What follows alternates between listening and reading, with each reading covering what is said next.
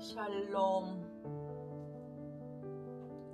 주님의 학교 오늘도 시작합니다. 여기에 주님의 학교에 들어오는 이들은 이게 지금 성경이 고학년으로 올라가기 때문에 우리 초등학교, 유치원 이런 아이들을 넘었어요. 먼저 성경을 먼저 읽어야 합니다. 그리고 이 시간에 들어와서 잘 모르는 거는 그게 깨달음이 될 수가 있어요. 배 씹을수록 성령께서 깨우쳐 주셔요. 그래서 훤히 보이게 하십니다. 그러니까 이 하나님은 원하는 자에게 주셔요. 그런데 그 원한다는 거는 성령의 인도하심이 없으면 원하지도 않죠. 그러니까 성령의 인도하심을 우리가 받으면서 그냥 대강 알았던 거를 좀 더 읽어보자, 이렇게 하면서 미리 읽어두면은 그게 쉬워지는 거죠. 이제 기록이 에스겔에게는 인자야 이렇게 하면서 일일이 그 어린아이한테 말하듯이 다 가르쳤어요. 그리고 또 에스겔은 하나님께서 말씀하신 거를 빠뜨리지 않고 그대로 말씀하시고 전하고, 그 다음에 여호와 하나님께서 말씀하셨느니라 이렇게만 그렇게 했어요. 근데 에스겔서를 보면은 이제 그 이스라엘에 대한 하나님의 심판이잖아요. 이스라엘에 대한 하나님의 심판이 제일 먼저 나오고 그 다음에 심판이라는 게 뭡니까? 법정에서 쓰는 용어잖아요. 심판이라는 거는. 그래서 하나님이 그동안 심판 안 하셨다가 이제 심판하시겠다는 그 말씀이 이제 기록되어 있는 거죠. 그래서 심판을 하실 때 얼마나 어려운 일을 했겠습니까? 이거 다 제가 그걸 다 할 수가 없으니까 이제 예레미야 애가에서 제가 조금만 읽으면 그걸 이제 잘 정리가 된 것을 알 수 있죠. 예레미야 애가에서 1장 1절부터 10절까지 제가 읽겠습니다. 슬프다 이 성이여, 이 성이, 예루살렘 성이 얼마나 슬픈지. 전에는 사람들이 많더니 이제는 어찌 그리 적막하게 앉았는고.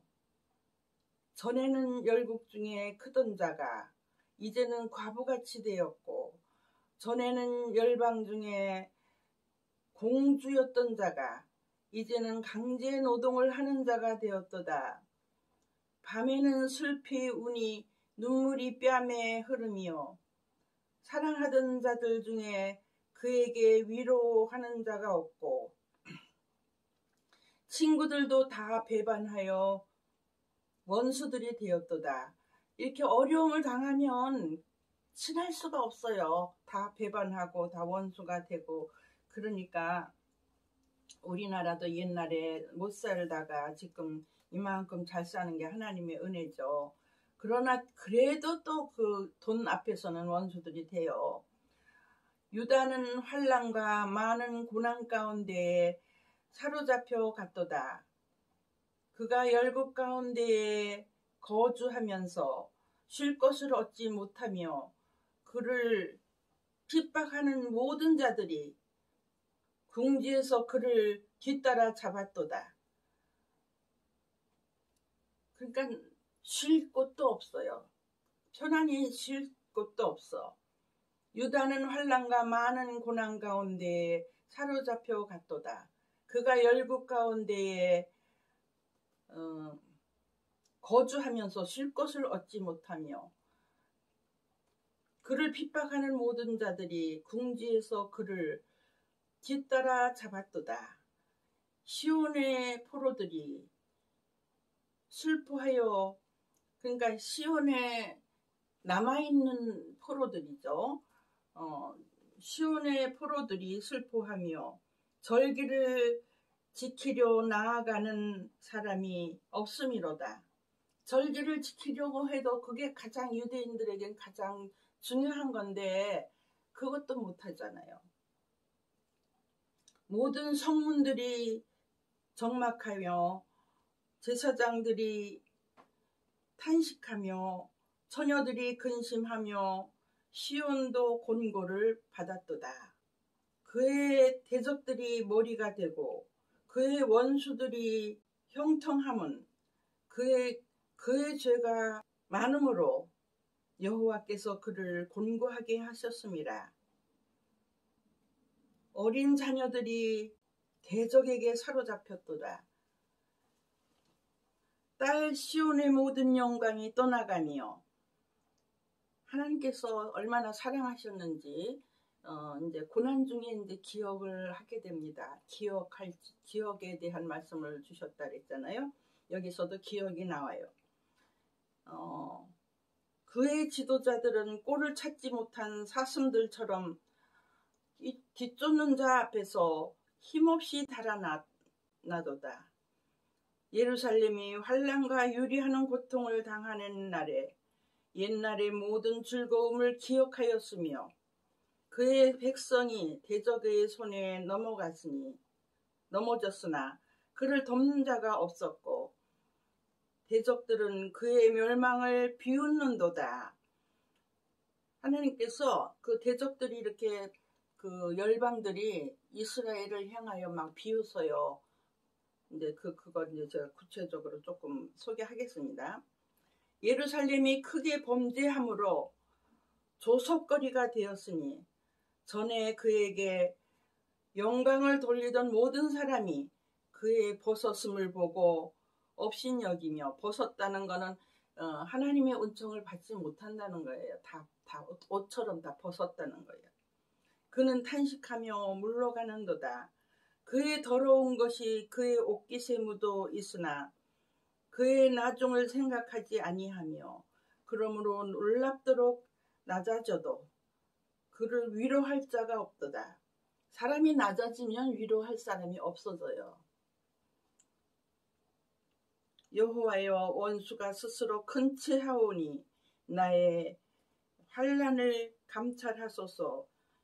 이거는 이제 예레미야가 그렇게 하나님께 말씀드리는 거죠. 대적이 손을 펴서 그의 모든 보물들을 빼앗았나이다. 주께서 이미 이방인들을 막아 그의 영화에 들어오지 못하도록 명령하신 그 성소에 그들이 들어간 것을 예루살렘이 보았나이다. 이것은 뭐냐면 일방인은 성소에 들어가지 못하게 하나님께서 정해주셨어요. 그렇게 거룩한 것인데 이 단에 쫓고 이제 이방인들이 들어간 거예요. 성소에. 그 정도니까 얼마나 비참한 겁니까? 그 생각이 있는 사람들, 하나님에 대한 믿음이 있는 사람들, 하나님을 잘 섬기고 싶은 사람들은 그게 얼마나 곤욕스러운 것이었겠습니까? 예레미야도 눈물의 선지자라고 했잖아요.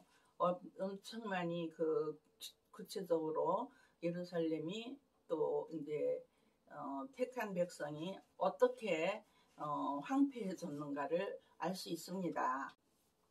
지금 아까 읽은 중에서 그 이스라엘이 황폐하고 그 심판받는 것을 보고 그 좋아하고 조롱하고 이러는 열방들을 하나님께서 또 책망하시고 심판하셔요. 그래서 이제 몇 군데를 보면은 모압과 암몬 자손의 조상이에요. 암몬이 받을 심판, 내 성소가 더럽힘을 받을 때에 하나님께서 하나님의 성소잖아요. 그게 유대 족속이 유대인들이 그 받는 그 벌이 그게 다 빼앗기는 것이 그게 누구 겁니까? 하나님의 거잖아요. 내 성소가 더럽힘을 받을 때에 또 이스라엘 땅이 황폐할 때에 이스라엘 땅 누구 겁니까? 하나님께서 유다 족속에게 주는 거잖아요. 유다 족속이 사로잡힐 때에 내가 그들에 관하여 이르기를 뭐라 그랬겠습니까? 우리도 흔히 볼 수 있죠. 내가 미워하는 그런 사람이 일이 잘못돼서 망했다거나 뭐 이러면은 뭐라고 한마디씩 하잖아요. 거 봐라 뭐 그런 거 하죠. 그런데 이 주님께서 택한 족속이 이렇게 심판을 받는 걸 보고 이렇게 한 것도 이게 하나님께서 이제 나를 그렇게 하는 거다 이렇게 말씀하시는 거예요.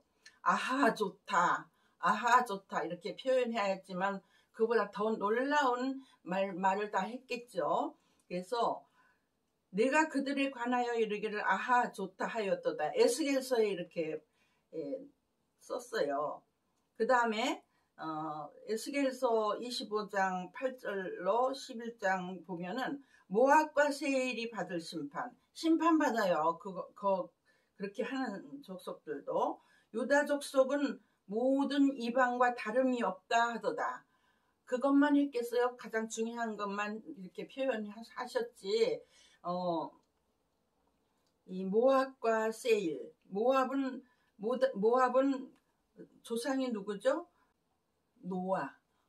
노아의 딸들이 대를 잇기 위해서 홍수 후에 대를 잇기 위해서 아버지에게 들어가서 하루씩 잠을 잤대요. 그리고 이제 생긴 아들들이 이제 모압과 암몬이거든요.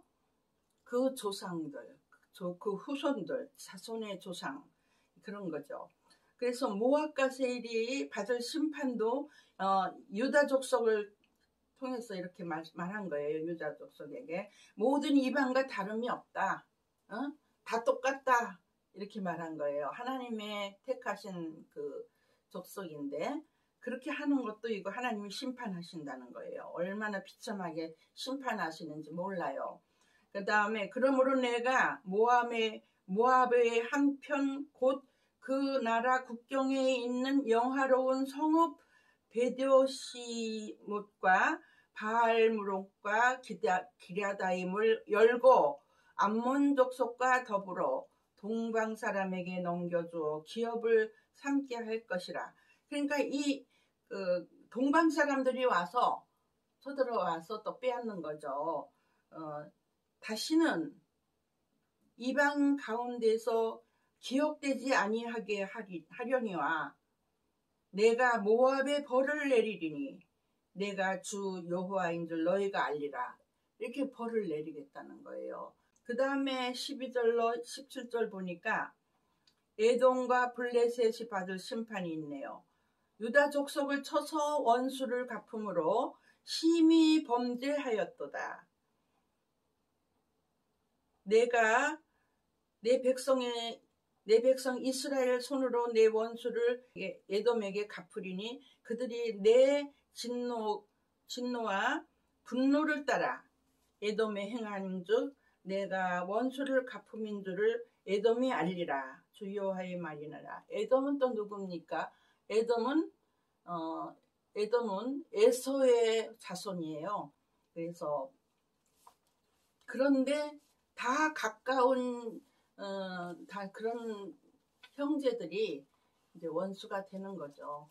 다 그게 사람의 관계는 성경을 봐도 그렇고 이 명화가 살아오고 보면은 사람과의 관계는 아무리 친했다가도 또 이제 마귀가 역사하면 또 이제 벌어지고 원수가 되고 또 이런 역사로 이루어지는 것 같아요. 그래서 사람을 의지할 게 없는 거죠.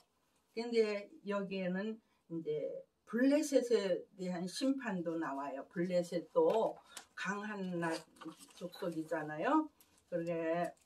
그런데 에스겔 26장 1절로 21절 보면은 두로가 받을 심판이 있어요.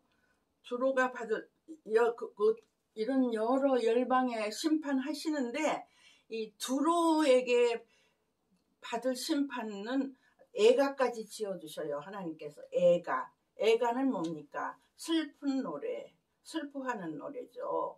애가까지 지어주시면서 이 두로는 무척 잘 사는 곳이었나 봐요. 바다도 있고요. 무역하는 항이었어요. 그래서 한번 볼까요? 인자야 두로가 예루살렘에 관하여 이르기를 아하 만민의 문이 깨져서 내게로 돌아왔도다. 그가 황폐하였으니 내가 충만함을 얻으리라 하였도다. 하나님께서 이렇게 말씀하시는 거예요. 그러므로 주 여호와께서 이렇게 말씀하셨어요. 두로야 내가 너를 대적하여 바다가 그 파도를 굽이치게 한같이 여러 한같이예요. 한같이 바다가 파도가 굽이치게 함같이 여러 민족들이 와서 너를 치게 하리니 그들이 두로의 성벽을 무너뜨리며 그 망대를 헐 것이요 너도 티끌을 그 위에서 쓸어버려 맨바위가 되게 하며 바다 가운데에 그물 치는 곳이 되게 하리니 내가 말하였습니다. 이 두로가 왕성했어요. 용성했어요. 그런데 또 이렇게 하나님이 받을 심판을 예수님 오시기 BC 589년경이라고 되어 있습니다. 그 다음에 내가 죄악이 많고 무역이 불의함으로 무역하면서도 불의한 일이 많이 생기죠. 내 모든 성소를 더럽혔으며 내가 그 가운데서 불을 내어 너를 사르게 하고 너를 보고 있는 모든 자 앞에서 너를 땅 위에 재가 되게 하였도다. 만민 중에 너를 아는 자가 너로 말미암아 다 놀랄 것이며 네가 공포의 대상이 되고 네가 영원히 다시 잊지 못하리라 하셨다 하라. 이렇게 에스겔에게 말씀하셨어요. 그래서 쭉 보면은 받을 심판이 다 있어요. 이방인들이. 그러니 어느 이스라엘도 그렇고 어느 족속이 구원을 받겠습니까? 사랑을 받겠습니까? 그런데 요거를 거쳐서 영원한 언약을 다시 하는 거죠. 너의 어렸을 때를 기억하고 어렸을 때 젊었을 때 이런 거 많이 말씀하시잖아요. 그래서 예레미야도 그 애가를 지었고 두로에 대한 애가도 이제 에스겔서에 나옵니다. 그래서 잘 살고 무엇이 잘 되고 할 때는 큰 소리 쳤지만 이제 하나님께서 그걸 엎어 놓으시면은 오히려 반대가 되는 거죠. 원수들이 와서 주인 노릇을 하는 거예요. 우리 이방인들에게 구원의 소식은 바로 이걸 알아야 우리도 그렇게 우리는 이방인들은 아예 처음에는 젖혀놨잖아요.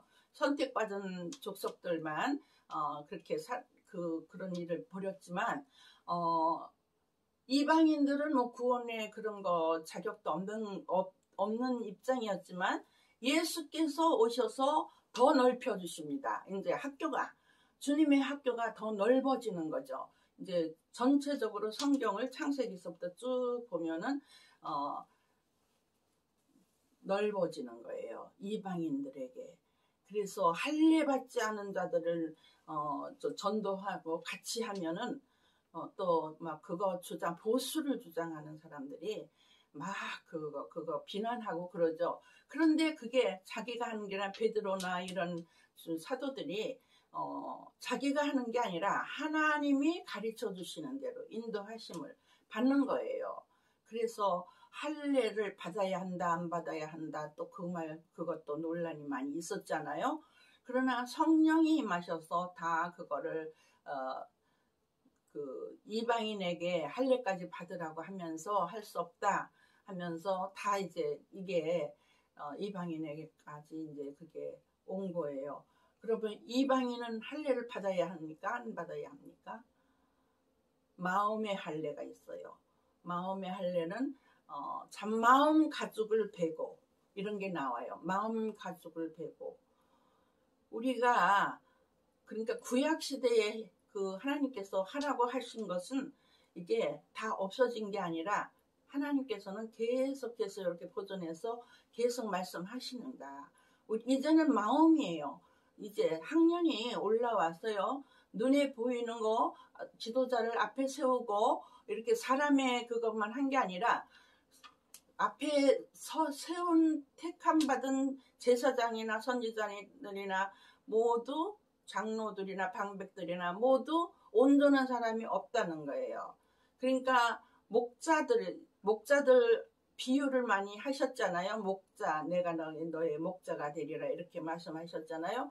어느 사람도 그러니까 하나님처럼 예수님처럼 그렇게 할 수 없기 때문에 이제 가장 마지막에는 예수님이 오셔서 인자로 오셨지만 이제 아버지의 일을 다 이루시고 다시 아버지 보좌로 올라가신 것이다. 하나님 우편에 앉아 계신다고 표현이 돼 있어요. 그래서 예수님이 오셨기 때문에 예수를 우리가 전도할 때 예수를 믿으면 예수 믿고 구원 받으세요 이렇게 말하면 그 구원이 뭔지는 몰라요.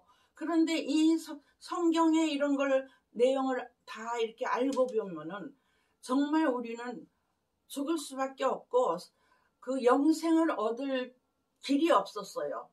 그런데 하나님께서 이렇게 크신 은혜를 베푸셔서 이렇게 이방인들까지도 모두 큰 죄인들까지도 뭐 살인자나 뭐 여기까지도 다 악인을 용서하시는 건 예수님의 보혈을 흘리셔서 대속하셨어요. 대신 속하셨어요.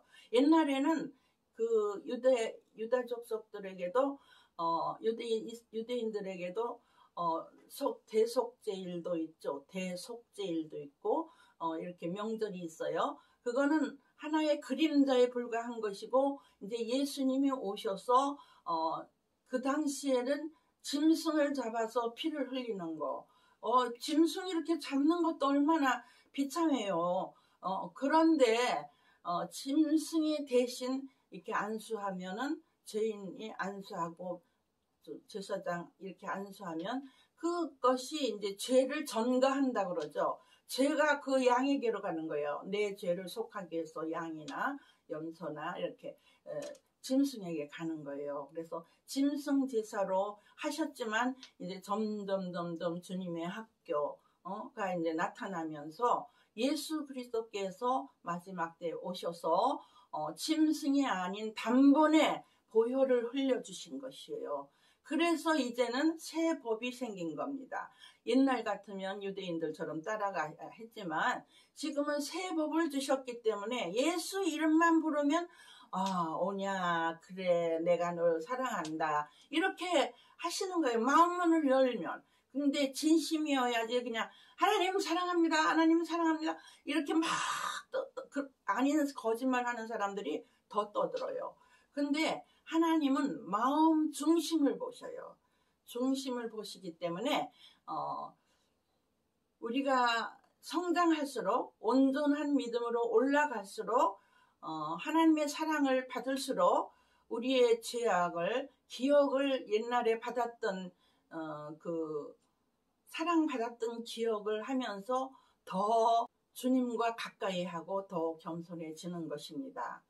그래서 우리가 전도할 때 예수 믿고 구원 받으세요 이거보다는 인간관계를 맺으면서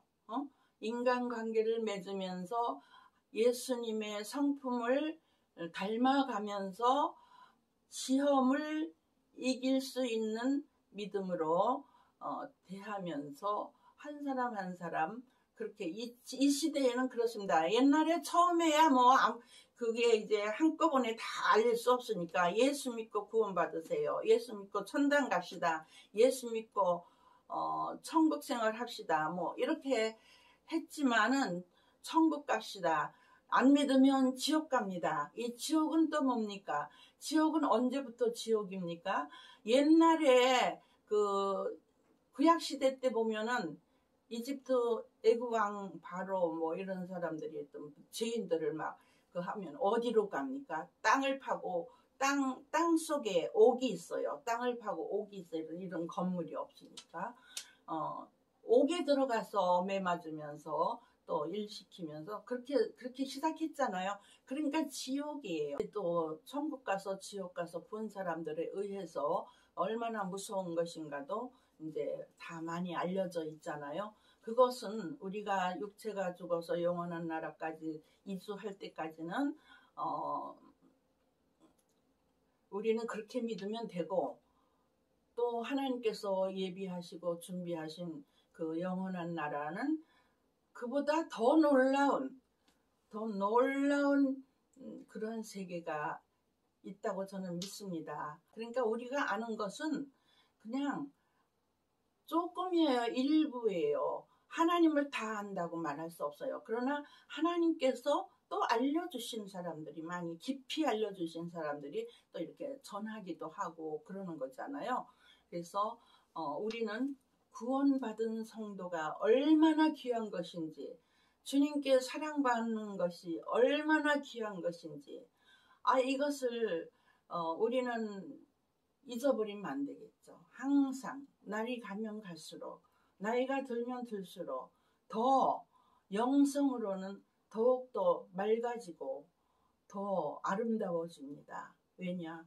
주님과 가까이, 주님 앞에 있기 때문에 우리가 성령에 기록한 말씀으로 변화되고 점점 더 자라게 되는 것입니다. 오늘은 여기서 마치겠습니다. 샬롬.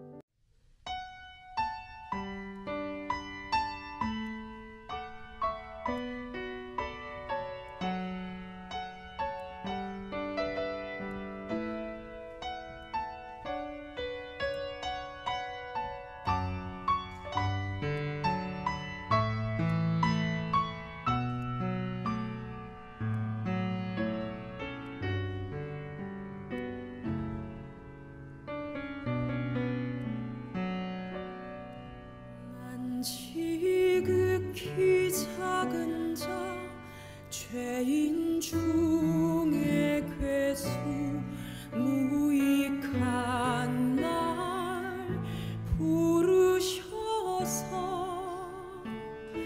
간절한 기대와 소망 부끄럽지 않게 십자가 전케 하셨네.